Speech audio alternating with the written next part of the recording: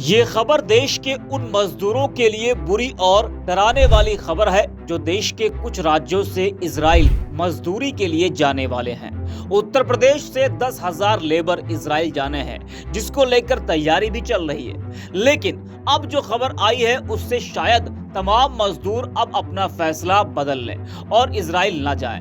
जी हाँ, आपको बता दें कि हमास से जारी जंग के बीच लेबनान की ओर से इजराइल में दागी गई एंटी टैंक मिसाइल हमले में एक भारतीय नागरिक की मौत हो गई, जबकि 2 गंभीर रूप से घायल हो गए, जिनका इलाज चल रहा है। यह हमला इजराइल की उत्तरी सीमा के पास किया गया है। खबरों के मुताबिक जो 3 भारतीय हमले का शिकार हुए हैं वो सभी केरल के रहने वाले हैं। जो मिसाइल हमला हुआ वो इजराइल के गलील इलाके में हुआ।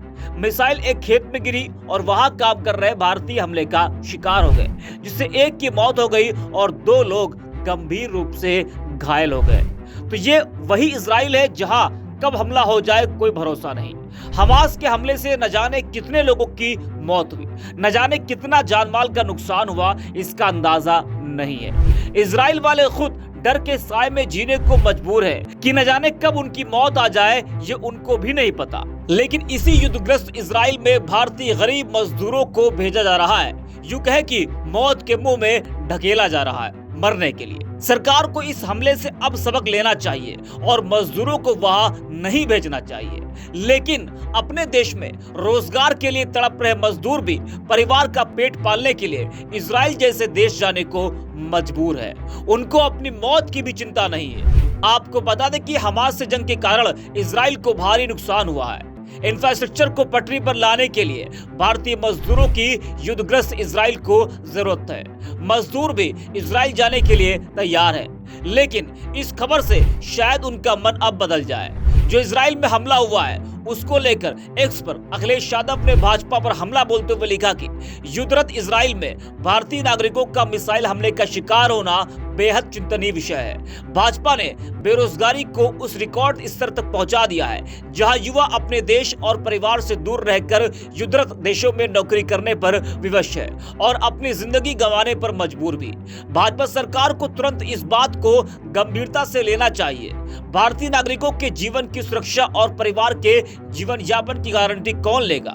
लोकसभा चुनाव में बेरोजगारी भाजपा को बेरोजगार करेंगे, नहीं चाहिए भाजपा। वही अजहर हसन खान लिखते हैं कि इजराइल हमले में 2 भारतीयों को कत्ल कर दिया गया और मोदी सरकार खट्टर और योगी के साथ मिलकर हरियाणा और उत्तर प्रदेश के युवाओं को इजराइल भेज रहे हैं, जहां पूरी दुनिया के देश अपने नागरिकों को निकाल रहे युद्धग्रस्त इजराइल से भारत भेज रहा है मजदूरी करने। किशन नाम के यूजर लिखते हैं कि भारतीय वहां इजराइल में मारे जा रहे हैं, यहाँ परिवार बढ़ाने की नौटंकी चल रही है।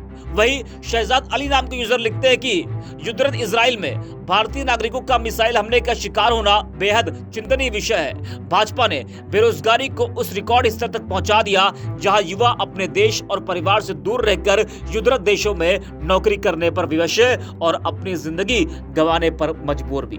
तो सोशल मीडिया पर लोग अब सरकार पर जमकर हमला बोल रहे हैं कि जिस इजराइल में लगातार हमला हो रहा है और उस इजराइल में भारतीयों की मौत हो रही है, उसी इजराइल में सरकार भारतीय मजदूरों को भेज रही है।